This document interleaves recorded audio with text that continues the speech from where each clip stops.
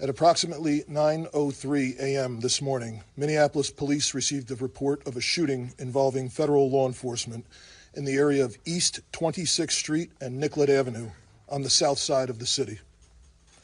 Officers arrived and found an adult male with multiple gunshot wounds when they arrived. Life-saving aid was being rendered, and he was transported by ambulance to Hennepin County Medical Center, where he was later pronounced deceased. Based on the information that we have, which is very limited, this is a 37-year-old white male who is a Minneapolis resident, and we believe he is an American citizen. We have not been told any official reports of what has led up to the shooting, but we have seen the video that is circulating on social media.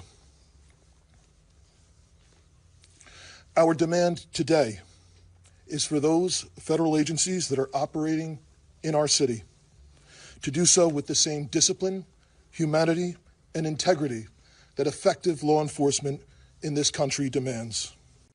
We urge everyone to remain peaceful. We recognize that there is a lot of anger and a lot of questions around what has happened, but we need people to remain peaceful. In the area, we have an unlawful assembly at this time. Minneapolis police have given multiple warnings for the crowd to disperse. We are asking for people to avoid the area and to leave if you are there. We have requested mutual aid from the Minnesota State Patrol and from all our local and county regional partners. We ask everyone to remain calm and to please do not destroy our own city.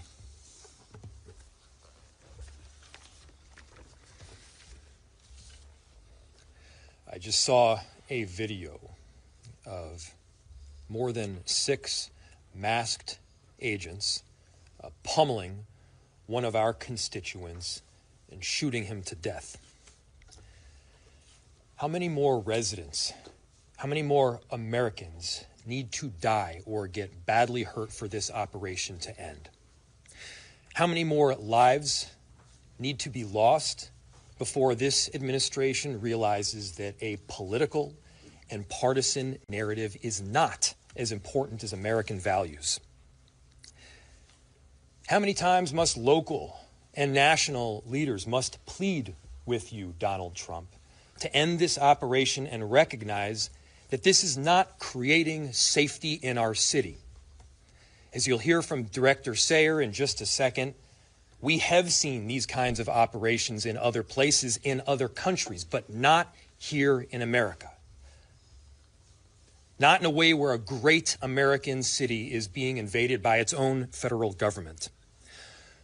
I'm done being told that our community members are responsible for the vitriol in our streets. I'm done being told that our local elected officials are solely responsible for turning down the temperature.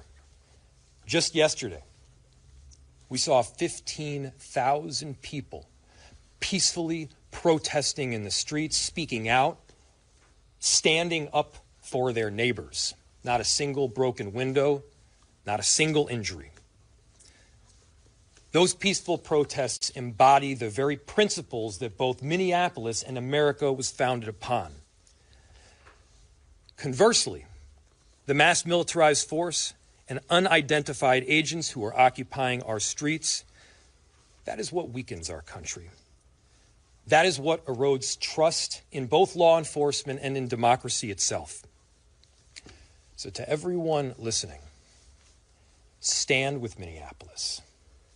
Stand up for America. Recognize that your children will ask you what side you were on. Your grandchildren will ask you what you did to act to prevent this from happening again, to make sure that the foundational elements of our democracy were rock solid. What did you do to protect your city? What did you do to protect your nation? This is not what America is about. This is not a partisan issue. This is an American issue. This administration and everyone involved in this operation should be reflecting. They should be reflecting right now and asking themselves, what exactly are you accomplishing? If the goal was to achieve peace and safety, this is doing exactly the opposite. If the goal was to achieve calm and prosperity, this is doing exactly the opposite.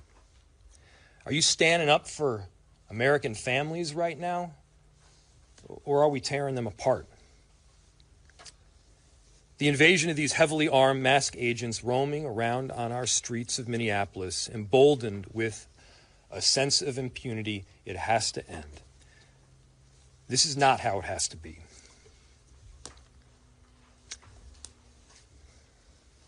So, to President Trump, this is a moment to act like a leader. Put Minneapolis, put America first in this moment. Let's achieve peace. Let's end this operation, and I'm telling you, our city will come back. Safety will be restored. We're asking for you to take action now to remove these federal agents. Director Sayre.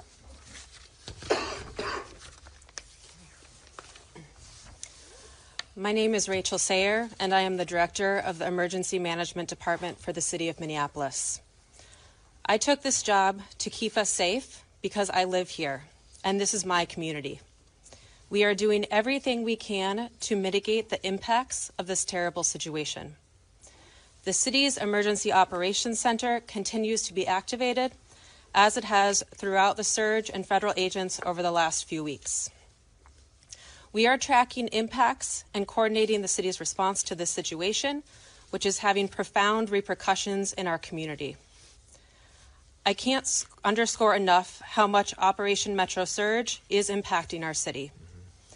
Families with loved ones detained and those who are afraid to be in public lest they become targets need help accessing the most basic necessities like food, housing, and rides to school. Businesses are shuttering and our local economy is severely impacted, which means families are suffering, just as we were rounding a corner in our recovery. Many of our Minneapolis residents, my neighbors, my friends, my community members, are ceasing participation in public life, afraid to even go to the doctor. In response, the city enterprise continues to utilize our entire emergency apparatus. That means staff across departments, often around the clock, are putting their regular jobs on hold in order to respond to the impacts of Metro Surge. I want everyone to know there are numerous resources available to community members right now. We have mental health help available. We have food assistance, housing and rental assistance, legal help.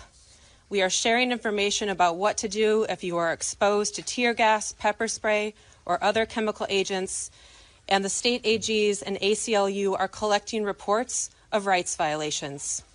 You can access these resources on the city's virtual resource center at minneapolismn.gov/ICE. Please share this information with your neighbors. We have help and we want you to be able to access that. My background is in international humanitarian response in conflict zones in Yemen, Haiti, Syria, Iraq, and Ukraine. What I've seen here is what I've seen there. A powerful entity violently and intentionally terrorizing people, making them afraid to go outside so they can't earn a living, so that kids are forced out of school. This has a lasting generational impact. People can't plan a single day of their lives because they don't know who is around the corner and if their family member or neighbor is about to be taken away. In these times, you see both the best and the worst.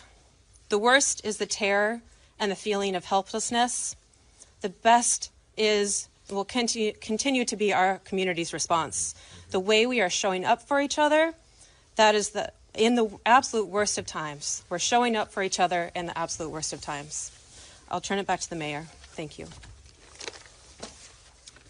We'll open it to questions. We are seeing an incredible volatile situation unfolding right now around that that scene. Is there any communication right now between local and federal law enforcement or cooperation, or where do those efforts stand to try to calm what's going on down there right now? Yeah. I'll turn it to the chief to answer. So the question was, there is an incredibly volatile scene in South Minneapolis right now, and the extent of communication with law enforcement agencies. We have established a command post that is led by Minneapolis Police, and there are representatives from all